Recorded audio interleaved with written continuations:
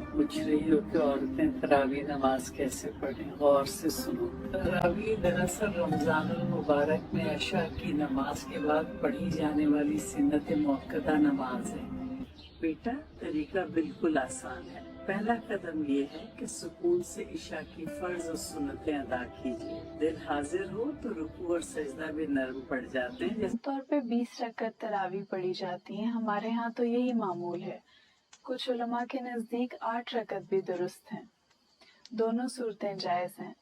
पढ़ लीजिए या 8, दोनों सूरतें जायज़ हैं।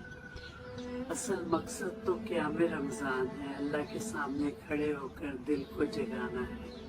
जो भी आपको सहूलत दे, सुकून दो। 2 रकत करके नमाज अदा करें।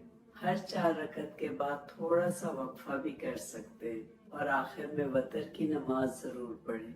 दिल हाजिर हो तो इबादत में सुकून खुद ब खुद उतर आता है। बेटा, अगर कभी याददाश्त कमजोर पड़ जाए तो कुछ फुक़हा के नजदीक कुरान मजीद को सामने रखकर पढ़ लेना जायज़ है। खैर, सहूलत उन लोगों के लिए है जो भूलने के डर से रुक जाते हैं, मगर बेहतर यही है कि जितना याद है दिल से वही पढ़ा जाए।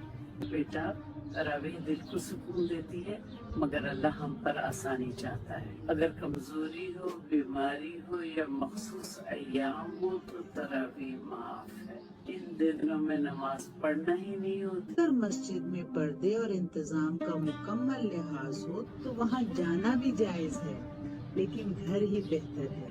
आप सबको मेरी तरफ से रमजान मुबारक। मुझे भी अपनी रमजान की दुआओं में याद रखें। बेटा, हुजूर नबी करीम ने फरमाया, औरत की नमाज उसके घर में ज्यादा बेहतर है। सुभान अल्लाह। मस्जिद जाना मना नहीं, लेकिन मज़हब के साथ और आम तौर पर 8 या 20 रकत दोनों जायज हैं। असल मकसद दिल से इबादत करना है, तादाद से ज्यादा फर्क नहीं।